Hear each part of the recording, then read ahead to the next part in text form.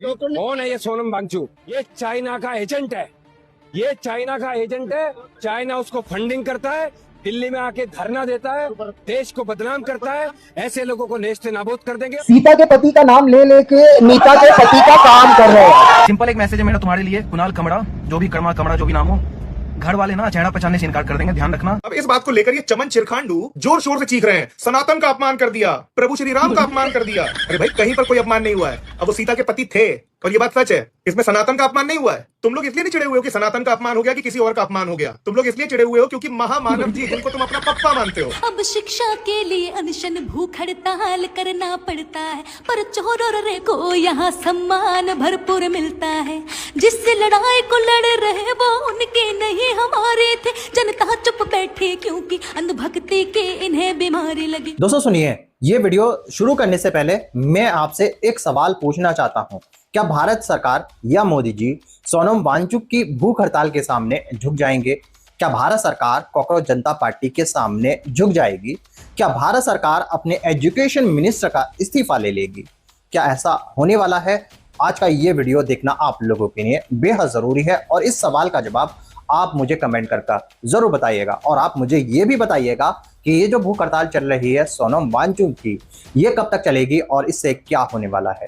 दोस्तों शुरू का मेरा ये वीडियो देखकर आप लोग समझ ही चुके होंगे आज का ये वीडियो कैसा होगा और कितना धमाकेदार होने वाला है। और यही वीडियो मैं आप लोगों को आगे पूरा दिखाने वाला हूँ, इसलिए इस वीडियो को अभी बीच में छोड़कर मत जाना। और इस वीडियो के बारे में आप लोगों की जो भी राय हो वो मुझे कमेंट करके जरूर बताइएगा। दोस्तों आपने सुना ही होगा और देखा ही होगा, सोशल मीडिया पर कई सारी वीडियो एक ही दिन में वायरल हो जाती हैं और वो सोशल मीडिया पर हंगामा खड़ा कर देती हैं।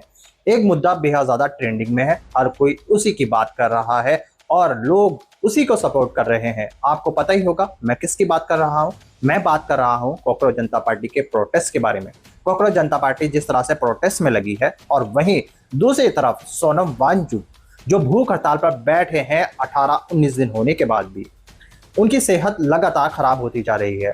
उनके ऊपर बहुत बुरा असर पड़ रहा है इस भूख हड़ताल से। उनका वजन कम से कम 9 किलो घट चुका है और लगातार उनका ब्लड प्रेशर गिरते जा रहा है, ब्लड शुगर भी गिर रहा है। दोस्तों लोगों का कहना है कि सोनम वांगचुक को ये भूख हड़ताल खत्म कर देनी चाहिए। भारत सरकार उनका कहना कभी नहीं मानेगी क्योंकि इस सरकार को, मोदी सरकार को बहुत ज्यादा अहंकार है। ये किसी की नहीं सुनती, चाहे आपको कुछ भी हो जाए, चाहे आप अपनी जान दांव पे लगा दे। दोस्तों सोनम वांगचुक 18-19 दिन होने के बाद भी भूख हड़ताल पर बैठे हैं। उनका अभी भी यही कहना है कि मुझे चाहे कुछ भी हो जाए, मुझे चाहे कितने भी दिन भूख हड़ताल पे हो जाएं, जब तक एजुकेशन मिनिस्टर इस्तीफा नहीं देंगे या मोदी जी हमसे बात नहीं करेंगे, तब तक हम इस भूख हड़ताल को और इस प्रोटेस्ट को खत्म नहीं करेंगे। और वहीं दूसरी तरफ आपने सुना ही होगा 20 तारीख को एक मार्च होने जा रहा है संसद की तरफ और ये मार्च कॉकरोच जनता पार्टी की तरफ से करा जा रहा है। लोगों का कहना है इस मार्च में लाखों हजारों लोग आने वाले हैं, हजारों छात्र इस मार्च के अंदर शामिल होंगे और भारत सरकार से एजुकेशन मिनिस्टर का इस्तीफा मानेंगे। और ये जो प्रोटेस्ट होगा, ये जो मार्च होगा, ये पीसफुली किया जाएगा। जी हाँ दोस्तों, अभी मैं आपको जितने भी वायरल वीडियो दिखाने वाला हूँ वो सारी वायरल वीडियो आप लोगों के लिए देखना बेहद जरूरी है। मगर दोस्तों ये वायरल वीडियो दिखाने से पहले मेरी आपसे गुजारिश है, आज का ये वीडियो पूरा एंड तक जरूर देखना। और अगर आप मेरे चैनल पर नहीं आए हो, चैनल को जरूर सब्सक्राइब करना, साथ में इस वीडियो को दूसरे लोगों में शेयर जरूर करना। चलिए दोस्तों, अब शिक्षा के लिए अनशन भूख हड़ताल करना पड़ता है, पर चोर और दुष्ट को यहाँ सम्मान भरपूर मिलता है। जिससे लड़ाई को लड़ रहे वो उनके नहीं हमारे थे। जनता चुप बैठी क्योंकि अंधभक्ति के इन्हें बीमारी लगी।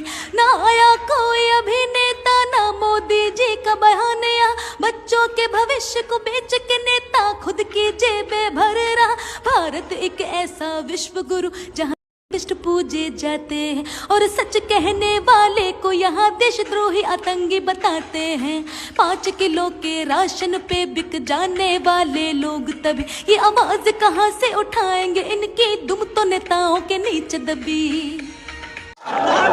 ये सरकार में कोई मोरालिटी नहीं है, कोई शर्म नहीं है। हमारे देश का एक और गांधी 17 दिन से बिना खाए यहाँ बैठा है और गोडसेवादियों को कोई चिंता नहीं है इस बात की। और मैं बताना चाहता हूं कि ये आप स्टूडेंट हो, कोई किसान है, कोई बेरोजगार है तो पहले तो चीफ जस्टिस ऑफ इंडिया का बहुत बड़ा थैंक यू कि उन्होंने ये पूरा प्रोटेस्ट खड़ा करने में पहली नींव रखी। आज कोई गिग वर्कर है जो नौकरी नहीं ढूंढ पा रहा, जिसको पता नहीं, जिसको अपनी वो रास्ते नापते नापते थक जाता है, उसको पता नहीं है दिन कब खत्म होगा, उसको समझ में नहीं आ रहा है कि संडे को क्यों पेट्रोल के ज्यादा पैसे मिल रहे हैं और मंडे को क्यों पेट्रोल के कम पैसे मिल रहे हैं, पेट्रोल तो उतना ही चल रहा है। ये सब सवालों का सरकार को एक एक करके जवाब देना पड़ेगा। और धर्मेंद्र प्रधान जी का इस्तीफा जो होना चाहिए, उनमें थोड़ी शर्म होती तो दे देते। बात तो सही है। शायद वो देना भी चाहे, पर मोदी जी बोलेंगे नहीं यार दे मत, मेरा वो 56 इंच का सीना ना 52 हो जाएगा। आएंगे आज मैं बता रहा हूं काफी मुद्दे ये तो मतलब। और पहले मैं आपको बता दूं, जो भी समझिए कोई मोदी जी का समर्थक है या भाजपा का वोटर है तो उससे बहुत सहज होकर बात कीजिए, क्योंकि एक चीज हमेशा ध्यान रखिए आप लोग कि भाई हमें बीमार से नहीं लड़ना है, बीमारी से लड़ना है। सीता के पति का नाम ले लेके नीता के पति का काम कर रहे हैं। भाई ये वीडियो कुणाल कमरा के लिए है, जो जंतर मंतर पे आके कुछ सीता माँ प्रभु राम जी को लेके बयानबाजी किया है। छोटा सा मैसेज है, ज्यादा कुछ बोलेंगे नहीं, बस कुणाल कमरा के पास इस वीडियो को पहुंचा देना। अच्छा कि भाई देखो, अगर कानूनी तौर पे अगर हम लोग आगे बढ़ते हैं तो 299, 353 BNS, उसके बाद 302 कई सारा धारा तुम्हारे ऊपर लग सकता है। ठीक है, लेकिन हम चाहते नहीं है कानूनी तौर पे, ठीक है। बस एक चीज बोलेंगे कि मेरे नजर पे चढ़ चुके हो और बहुत कम ही लोग को अपने नजर पे हम चढ़ाते हैं। और तुम्हारा हम RSS वाला और कई सारा वीडियोस भी हम देखे हुए हैं, हम हमेशा सनातन धर्म को लेके कुछ ना कुछ टारगेट करते आए हो। समझ गया। सिंपल एक मैसेज है मेरा तुम्हारे लिए, कुणाल कमरा, जो भी कमरा जो भी नाम हो, घर वाले ना चेहरा पहचानने से इनकार कर देंगे, ध्यान रखना। थोड़ा माफी उफी मांग सकते हो तो मांग लो, नहीं अन्यथा तुमको कुछ भी होता है तो उसके जिम्मेदार स्वयं तुम खुद होगे। अच्छा ये एक अच्छा मैसेज है। मेरे हाथ से अगर पवित्र नहीं होना चाहते हो तो माफी मांग लो, और अगर पवित्र होना चाहते हो तो पवित्र बस करेंगे, मारपीट का बात हम नहीं कर रहे, ठीक ना। जली ना, तेरी भी जली ना। बाकी हम लोग संविधान को मानने वाले हैं, BN राव जी का संविधान पढ़ते हैं हम लोग, तो ध्यान रखो। बाकी एक बात वही जो अगेन हम रिपीट कर देते हैं, घर वाले चेहरा पहचानने से इनकार कर देंगे जिस तरीके का तुम काम कर रहे हो, ठीक है। पहुंचा दो कुणाल कमरा तक ये वीडियो। आपकी औकात बता रहा हूँ सर, बुरा नहीं मानना सर। सीता के पति कौन थे, ये एक सवाल आया एग्जाम में। बच्चों को जो ऑप्शंस दिए गए उसमें एक ऑप्शन था पति, तो ऑब्वियस सी बात है सारे बच्चों ने पति वाले ऑप्शन पर टिक कर दिया, और जो कि बिल्कुल सही भी है। और यही बात कुणाल कामरा ने कल कही। सीता के पति का नाम ले लेके नीता के पति का काम कर रहे हैं।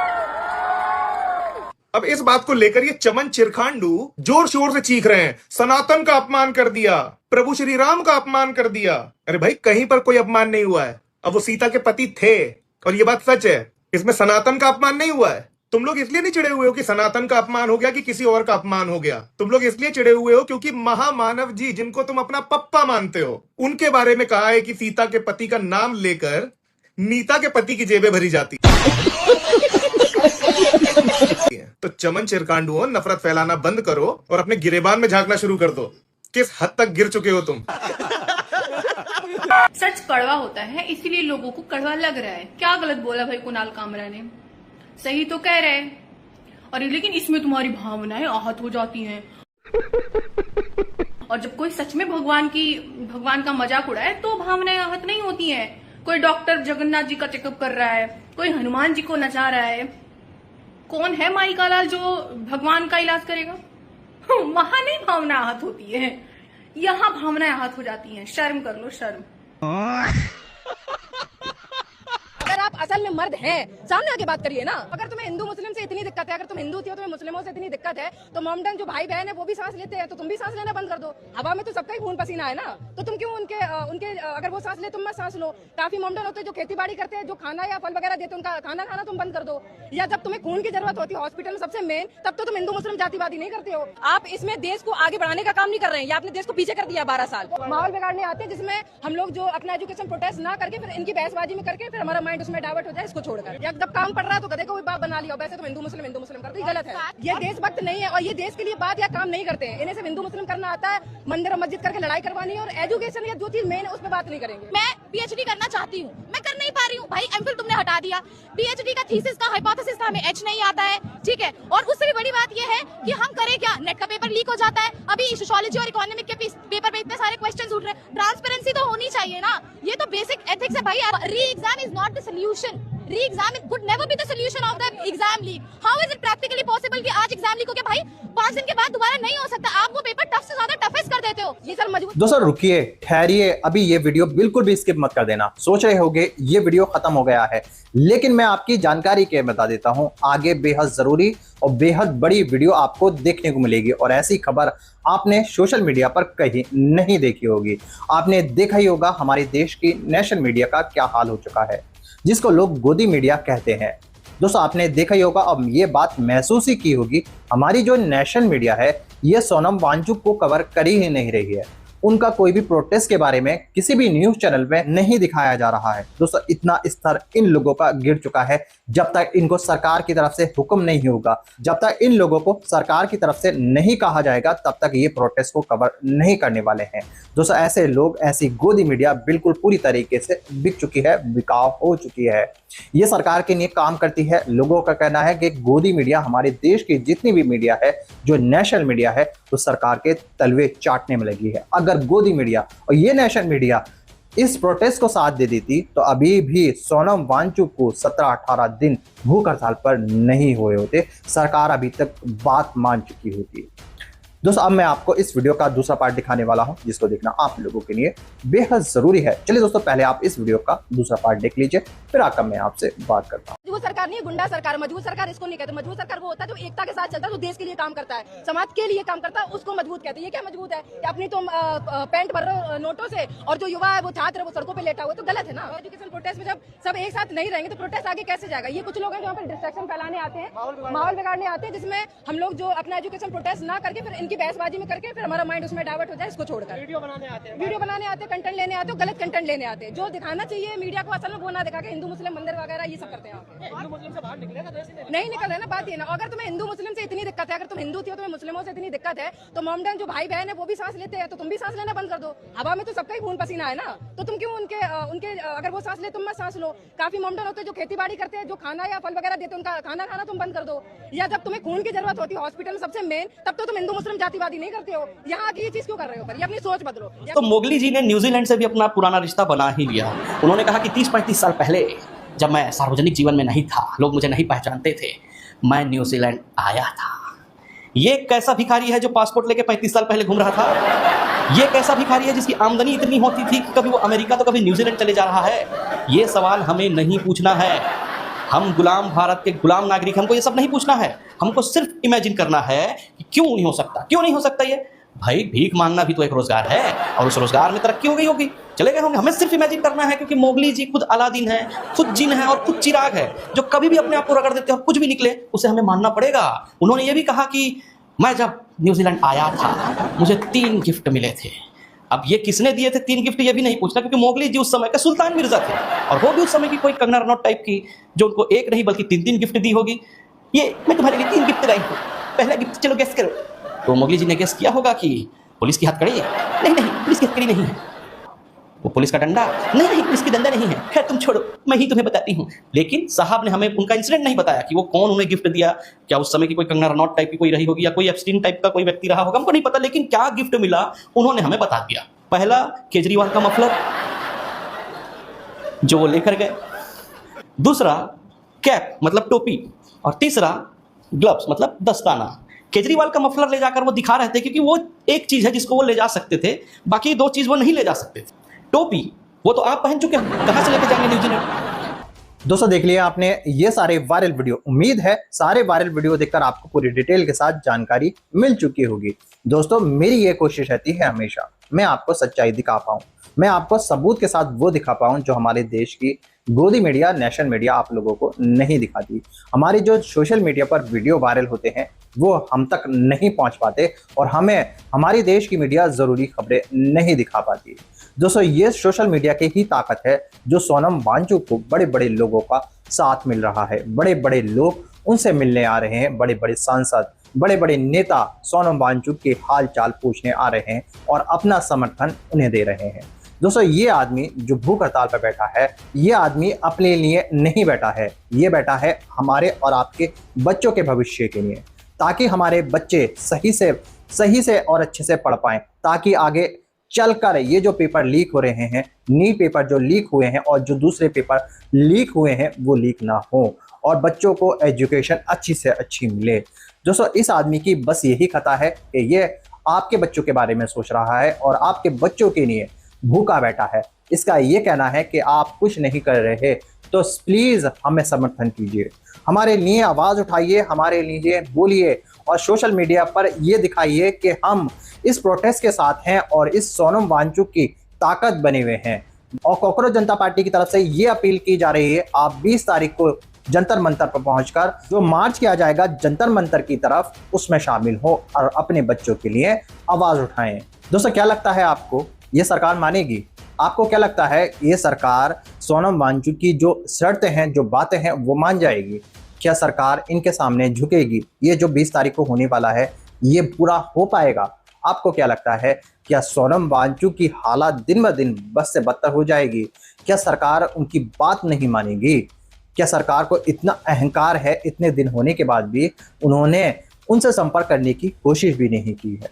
दोस्तों इसके बारे में आप मुझे कमेंट कर जरूर बताइएगा। लेकिन आपकी जानकारी के लिए बता देता हूं, लोग इस वजह से और नाराज हैं कि हमारे देश में इतना बड़ा साइंटिस्ट भूख हड़ताल पर बैठा है और हमारे देश के प्रधानमंत्री मोदी जी विदेश यात्राओं पर हैं। वो देश के अंदर है नहीं, दूसरे देश में यात्राएं कर रहे हैं और हमारे देश में इतना बड़ा मुद्दा होने के बाद उनके मुंह से आवाज तक नहीं निकली। उन्होंने इस बात पर कुछ बोला ही नहीं, जैसे उनको इस बात का पता हो ही नहीं। तो आप लोगों की जो भी राय हो इस प्रोटेस्ट के बारे में, दोस्तों आप लोगों की जो भी राय हो सोनम वांगचुक के बारे में, आप सब मुझे कमेंट कर जरूर बताइएगा। और आप मुझे ये भी बताइएगा कि 20 तारीख को क्या होने वाला है और कितना बड़ा ये प्रोटेस्ट होने वाला है। क्या एजुकेशन मिनिस्टर इस्तीफा देंगे? आप सब मुझे कमेंट कर जरूर बताइएगा। दोस्तों आज की वीडियो में बस इतना ही, मैं फिर मिलूंगा ऐसी दूसरी वीडियो के साथ। तब तक के लिए सलाम, नमस्ते, जय।